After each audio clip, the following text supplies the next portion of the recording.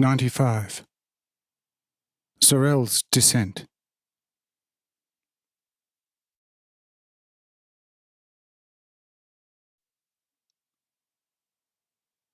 But Zinka comes from behind, touches him on the shoulder, and says, "Now, friend Zorel, will you now accept the maintenance from Cyrenius or not? Since it seems to me that your life maxims, as good as they originally even sounded to me, have all in all fallen into the well."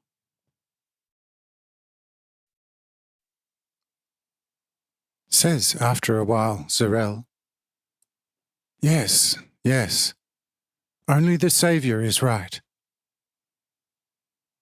I now recognize my nonsense quite brightly and clearly, and everything is exactly as he has stated it about me. But how could he know all this?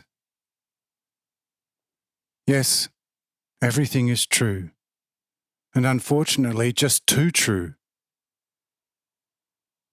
But where should I begin? What should I do?"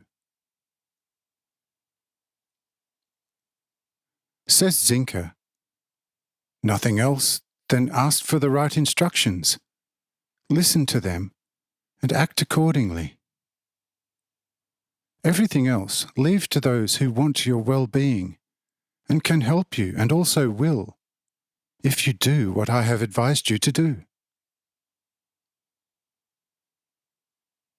Hereupon Sorel immediately falls on his knees before me and asks me for instructions. And I refer him to the Apostle John for it. Sorel asks me now very respectfully why I do not want to give him any further instructions. But I said, "If a lord, for a matter, has all kind of servants and attendants around him, is he wrong when assigning also work to them according to their good abilities? It is not necessary that he does everything with his hands himself to complete it.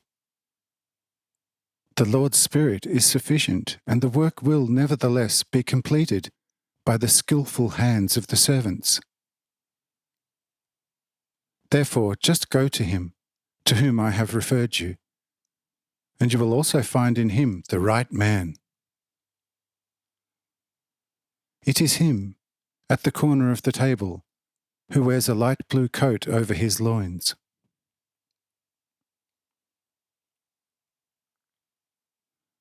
After these my words, Sorel rises and hurries to John.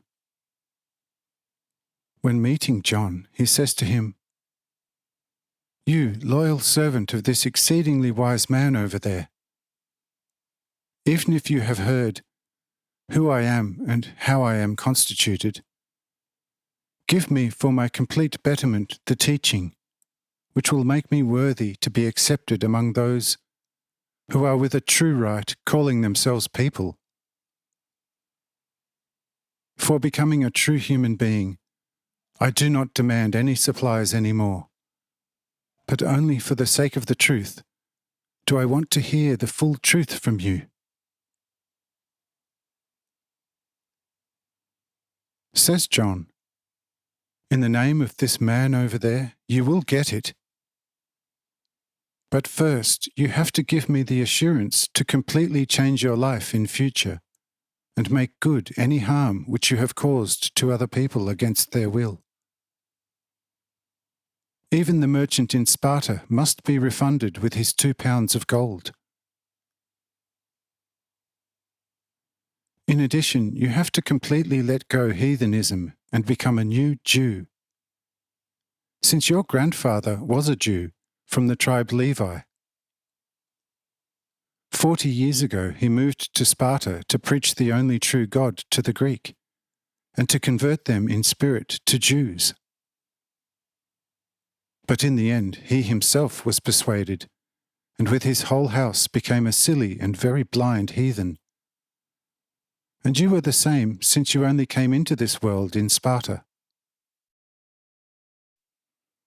But your brothers who are living now in Athens even became heathen priests because of their good ability to speak, and still to this hour consecrate their empty services to Apollo and Minerva. And your only sister is the wife of a merchant who is loosely trading with Ephesians, gods and pictures, and alongside also conducts quite profitable business with all kinds of pleasure girls and harlots, partly by selling, but mainly by coupling. This is your brother-in-law, once also a Jew, and now what I just have told you. Sorel was completely overwhelmed by everything John knew about him, which he himself, because of very specific reason, would never have mentioned to anyone.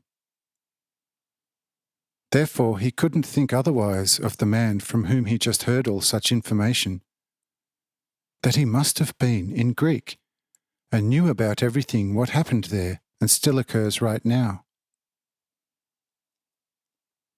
Hence, Sorel asked John, a little hastily, by saying, "But why repeating everything in front of all these people? Isn't it enough that you and I know such things? Why must all surrounding us hear this?" Says John, "Be calm about it, friend. If I did this to harm your soul and body, I would be a bad person, and would be worse off before God than your loose brother-in-law in Athens. But for the sake of your well-being, I have to completely reveal you before the people, so that you do not stand in front of anyone as something which you are not. If you want to become perfect, you must discover yourself, and no secrets are allowed in your soul. Only if all disorderly is removed from you, you can start working on your perfection. You could also, in quietness by yourself, renounce all your many sins and become a better person, so that the people could respect and honour you for that, since they only would knew the good about you and nothing bad, and many would follow your good example. But if, after a while, they would hear from a credible witness what coarse and big sinner you have been in secrecy, with what doubtful eyes they, who respected you as a pure person and followed your example, would look at you. All your virtues would turn into a sheep's fur, behind which they would be imagining a tearing wolf. And despite all your flawless virtues, they would flee from you and avoid your otherwise instructive company. From this you can see, to be perfect, you must not only avoid the being of evil, but also the seeming of evil. Without, it will be difficult to really be useful to your neighbour, what finally must be the main occupation of every person, since without it, no truly happy society is thinkable on this earth.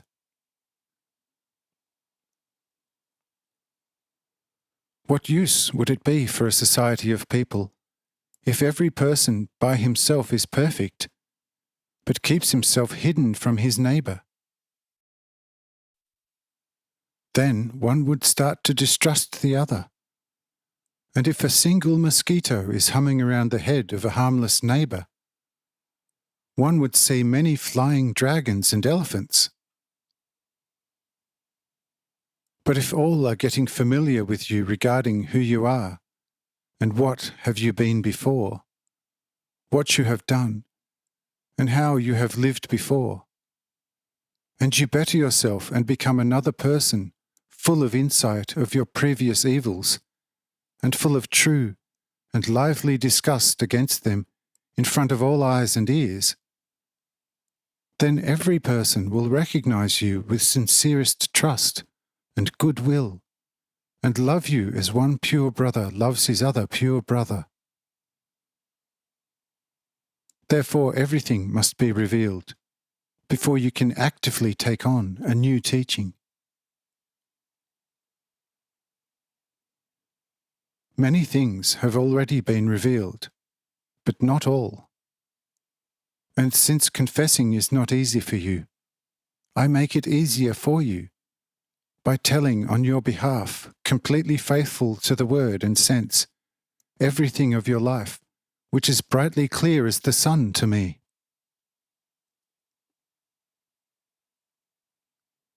Zorel asks, "But how is it possible for you to know all such things? Who revealed it to you? Never before have I seen or spoken to you.